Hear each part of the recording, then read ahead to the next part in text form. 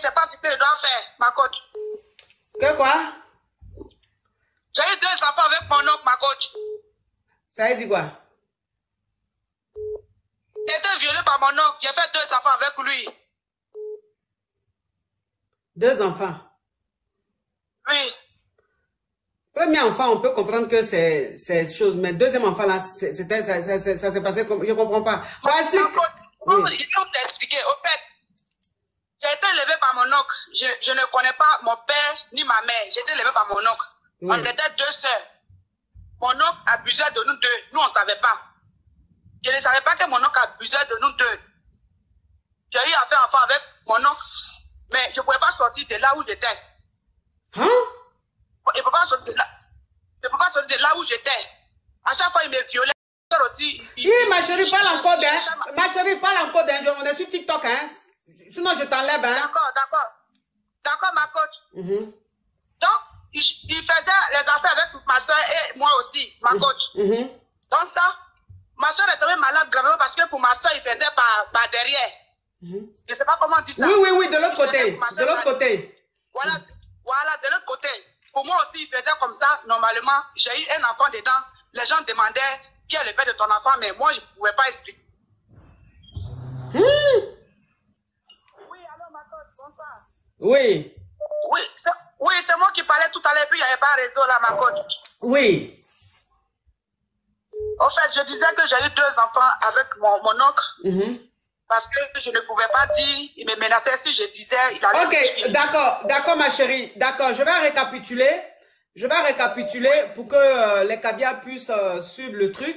C'est toi qui as appelé tout à l'heure, tu as appelé tout à l'heure pour expliquer ton histoire, tu dis que tu as eu 2 enfants avec ton oncle. Oui. Tu as eu 2 enfants avec ton oncle et que ta soeur et toi, vous avez vécu, vous avez toujours vécu chez ton oncle et ton oncle en fait, il abusait de vous 2. Oui. Et toi, dans ça, tu as eu 2 enfants. Le premier enfant que tu as eu, quand tu es tombée enceinte, tout le monde demandait dans le quartier, tu es enceinte de qui? Tu ne pouvais pas dire de qui tu étais enceinte. Oui. Tu as fait le premier enfant et tu as fait un 2e enfant avec lui. Oui. Ok. Donc, on t'écoute, ma chérie. Bon, j'ai eu 2 enfants avec lui. Ma soeur, là, elle ne savait pas que lui aussi, il faisait la même chose que moi aussi. Ça veut dire que le monsieur, ton oncle, ça veut dire que ton oncle, il abusait de toi et ta soeur. Ta soeur ne savait pas que il faisait ça à toi. Et toi, tu ne savais pas qu'il faisait ça à ta soeur. Voilà, coach, c'est ça. Merci beaucoup, c'est ça. Donc, ma soeur était malade. Je ne savais pas de quoi elle souffrait. Elle était malade, mais il ne voulait pas que je m'approche de ma soeur. Il ne voulait pas aussi que ma soeur s'approche de moi. Parce que nous deux, on ne connaît pas nos parents. On est nés, on connaît déjà nos oncles en tant que nos parents, mais on ne savait pas ce qui se passait. Et pour moi, si je disais à ma soeur, elle allait se fâcher. Ma soeur aussi, si elle me disait pas pour me protéger, elle ne me disait pas ce qui se passait réellement.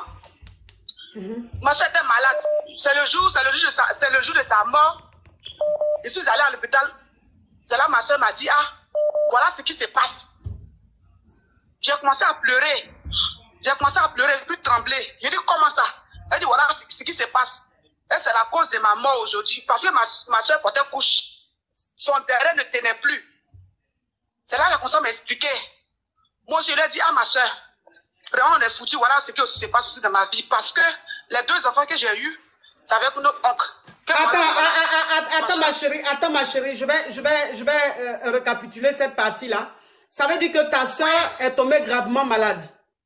Et quand elle est tombée malade, en fait, elle est tombée malade parce que ton oncle mougoussait ta soeur de l'autre côté. Oui, et donc, de l'autre côté. Donc, ça veut dire que ça l'a rendue très malade. Donc, elle portait couche parce que ça coulait. Et elle s'est retrouvée à l'hôpital. Et quand tu allais la voir, le jour même que Dieu allait la rappeler à lui, le jour-là, c'est ce jour-là, ta soeur t'a tout avoué. Et qu'elle est malade. Voilà, elle est malade parce que voilà ce que son oncle lui fait pendant des années. C'est ce qui l'a rendue malade. Et puis ta soeur Adja. Et toi-même, avant que ta soeur Adja, tu as dit à ta soeur, les 2 enfants que j'ai eus là, c'est de lui. Oui, c'est de lui aussi. Donc, on vivait la même situation. Elle a piqué crise, elle ne s'est plus réveillée. On me disait, faire attention, il faut t'enfuir. Enfuis-toi, parce que tu es en danger. Moi, je ne te disais pas ça pour juste te protéger, mais là où c'est arrivé, là, je ne peux plus rien faire parce que je ne peux plus tenir. Mon âme est fatiguée, je dois partir. Il faut te sauver tes enfants, sauve-toi, sinon il va te comme moi. J'ai commencé il va te dire, ma chérie, il va te dire. On parle en code, on est sur TikTok. Il va te dire. Donc, ma chérie, voilà. Je continue. Oui. Donc, le jour que ta soeur, sur son lit d'hôpital, t'a avoué de quoi elle souffrait, oui. Et tout ce que ton oncle lui faisait, toi aussi, quand tu lui as dit que les 2 enfants oui. que tu as eus étaient de ton oncle, elle t'a dit de fuir de là, et oui. elle a piqué une crise, oui. Elle n'a pas supporté le choc, c'est comme ça qu'elle a déjà. Oui. C'est comme ça qu'elle est partie. Oui, elle allait à l'au-delà. Oui. Oui, elle a déjà. Je ne pouvais pas supporter la mort de ma soeur à mes yeux comme ça. Et après, on est rentré à la maison, je ne pouvais plus quoi faire. Je suis traumatisée. Mais je dis aussi que c'est mon tour aussi qui arrive, donc je ne sais pas ce que je dois faire de la vie que je mène. Puisque je ne sais pas où je vais partir, il m'empêche de parler aux gens. Je suis tout enfermé, il m'enferme. Même parfois, même quand il veut faire la chose avec moi, il me frappe, il envoie mon bras derrière, il tord mon cou. Parfois aussi, il fait aussi par derrière, parfois partout. Même quand je vais aux toilettes, c'est mon derrière qui sort, tout mon derrière qui sort. Tout est ressort.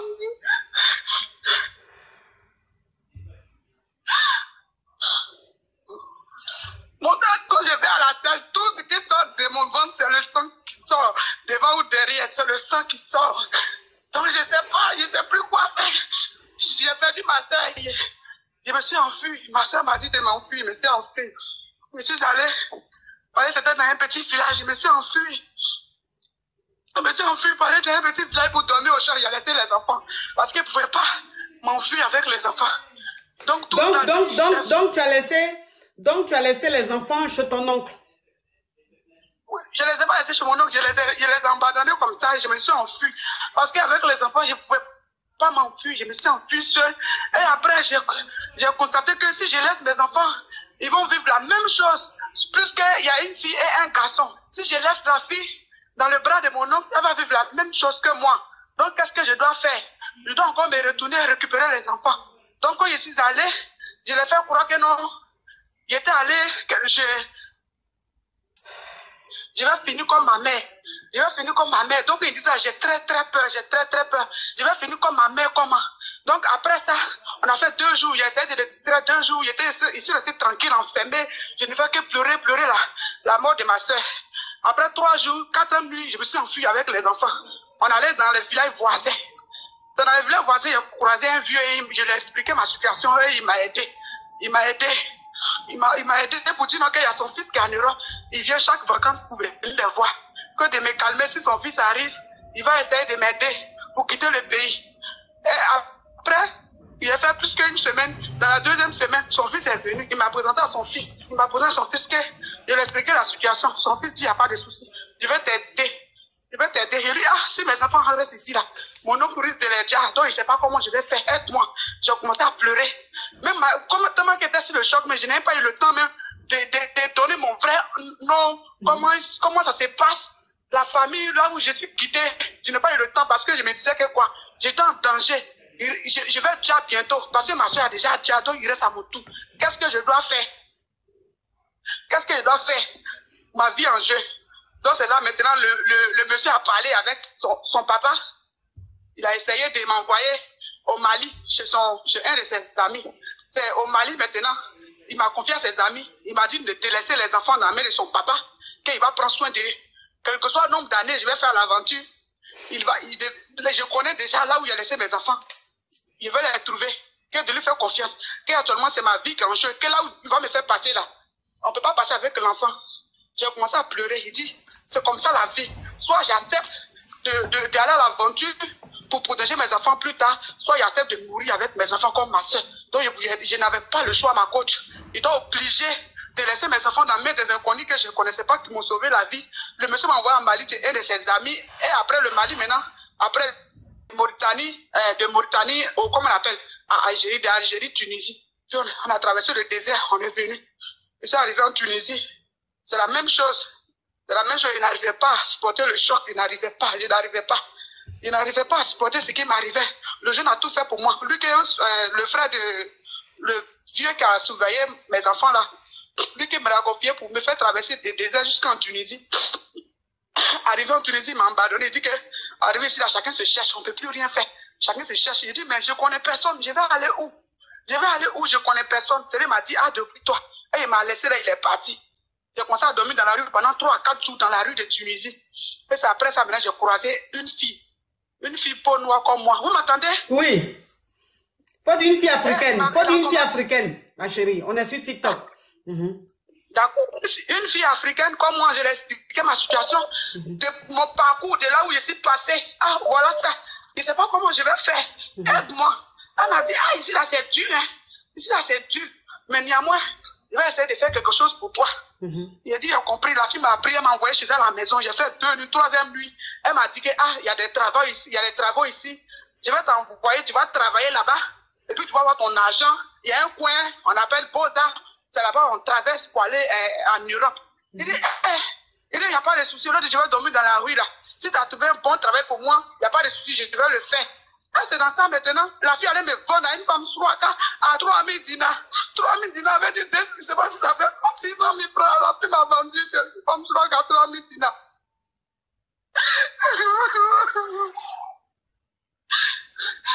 Hey!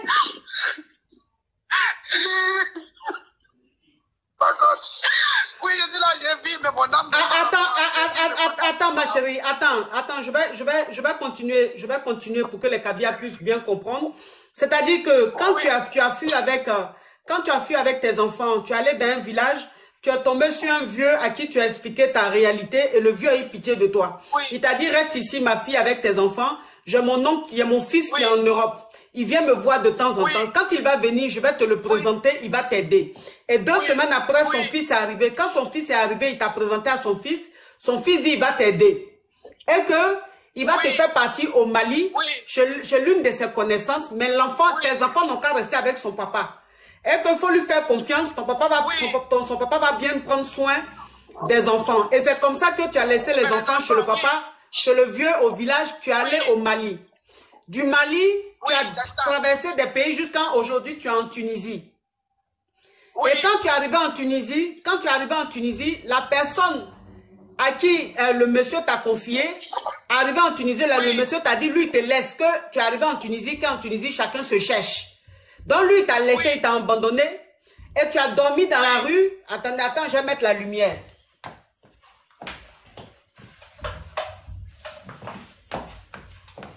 Donc, ça veut dire que tu as dormi à la rue pendant 3 à 4 jours. Oui. 3 à 4 jours. Et après, tu es tombé sur une fille, une africaine comme toi qui t'a dit qu'elle connaît un endroit où on peut jossir un peu pour gagner un peu d'argent. Et après, essayer de faire un coupement pour venir en Europe.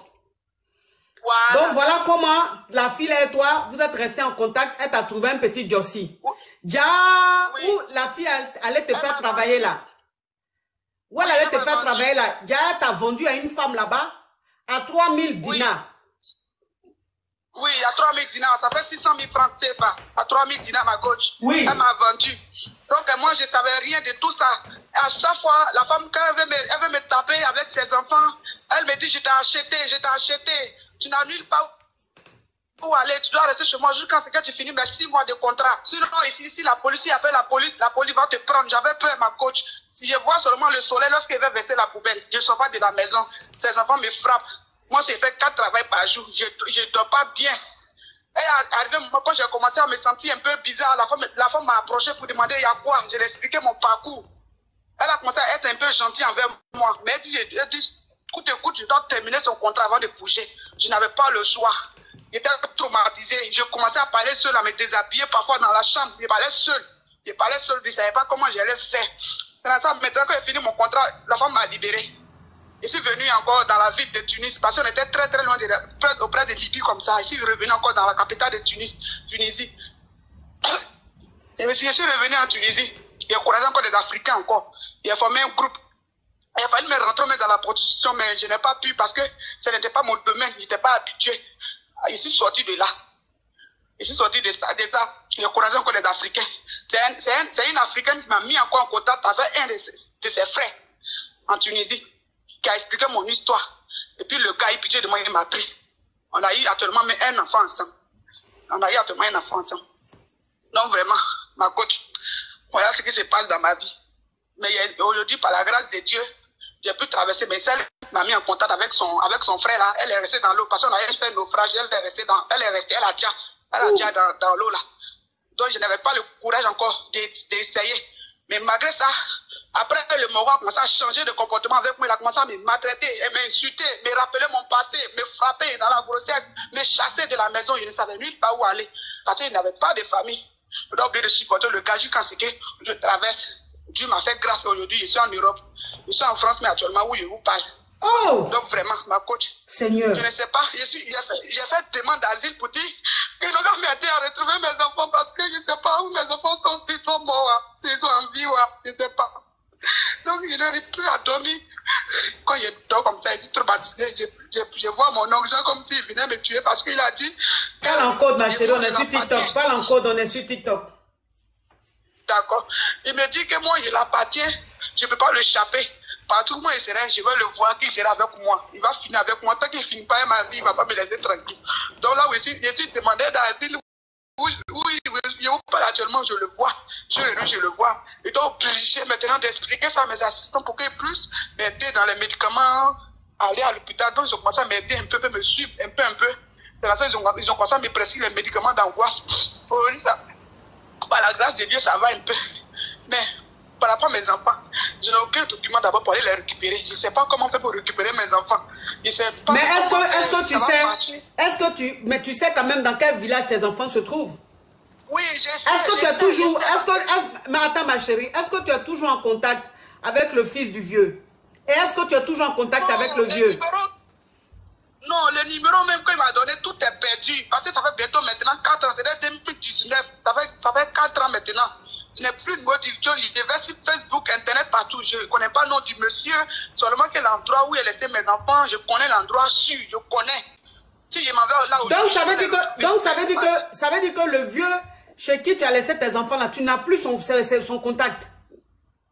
Rien, je n'ai pas contact du vieux, je n'ai pas contact de son fils, rien, j'ai perdu de vue, rien, je me promets, je vais devenir folle dans l'Europe là, je promets partout pour trouver l'adresse de mes enfants. Je suis allé, on m'a envoyé à la Croix-Rouge de la France, j'ai expliqué, mais ils disent que je ne peux rien faire parce que, puisque je ne connais pas la famille, je ne connais pas le nom, je dois donner plus de détails, ma coach. Il y a certaines choses même, je ne me rappelle même plus. Et à chaque fois qu'on essaie de parler de ça, ça me rappelle encore ce que j'ai vécu. Donc, la cicatrice est vraiment, vraiment, vraiment très douloureuse pour moi. C'est une vie vraiment, je ne connais pas l'amour de père ni de mère, je ne connais aucune chose. J'ai été élevé comme ça, dans la nature, comme un poulet. Donc, je ne sais pas vraiment, ma coach, si mes enfants sont en vie, s'ils sont morts, s'ils sont là, je ne sais pas. Je n'ai aucun document aussi en France ici pour dire je vais me retenir un jour pour retrouver mes enfants. Donc actuellement ma prière, c'est que Dieu puisse m'aider pour avoir un document pour qu'un jour je puisse retourner dans mon pays pour récupérer mes enfants. Vous pouvez me trouver là où je suis. J'ai envie de me tuer parfois. Ma chérie, parle en code, on est sur TikTok, pardon. On est sur TikTok. Pardon, parle en code. Okay. Pardon. J'ai envie de me dire parfois parce que je ne sais même pas comment je vais faire. Je n'ai pas de solution. Je n'ai plus d'espoir. Je n'ai plus d'espoir, ma coach. Ça fait longtemps que je vous suis, mais je n'arrive pas à vous joindre. Et Dieu merci, c'est hier, je suis rentré sur votre page Facebook que j'ai trouvé votre numéro. J'ai dit, je vais tenter ma chance, essayer de vous appeler pour expliquer mon histoire, pour voir comment est-ce que vous pouvez m'aider à cela. Vraiment, je ne mérite pas ça, je ne mérite pas de vivre comme ça, je ne mérite pas. Ouais, là je suis profondément touché. Et j'ai vu un commentaire d'une caviar tout à l'heure là. Quand tu étais en train de parler avant que je bloque les commentaires, j'ai vu un commentaire, j'ai vu une caviar qui a écrit: la coach va finir par avoir une ONG parce que les femmes viennent vers elle beaucoup pour expliquer leur souffrance. Je pense que c'est Dieu peut-être qui a mis ces paroles-là dans ta tête et puis tu as écrit. Parce que c'est très grave, c'est très pénible et ça me touche énormément. Tu vois, ça me touche énormément d'écouter ce genre d'histoire. Ma chérie, tu es à Paris ou bien tu es en province? Je suis à Lyon actuellement. Je suis à Lyon. Ok. On m'a logé dans un petit appartement, on appelle foyer à Lyon. Je suis là avec ma fille. Oui, ta fille que tu as eue en Tunisie. Oui, ma fille que j'ai en Tunisie, elle a 2 ans maintenant. Je suis avec elle ici. On entend ici une procédure un peu pour voir si ça va marcher ou pas. Donc, on attend de faire notre effort un peu. Mais il ne fait que prier, jeûner, ça. Ok. Et tu vis de quoi, ma chérie? Bon, ici en France, il y a des aides. On appelle OFI qui nous verse un peu d'argent chaque fin du mois pour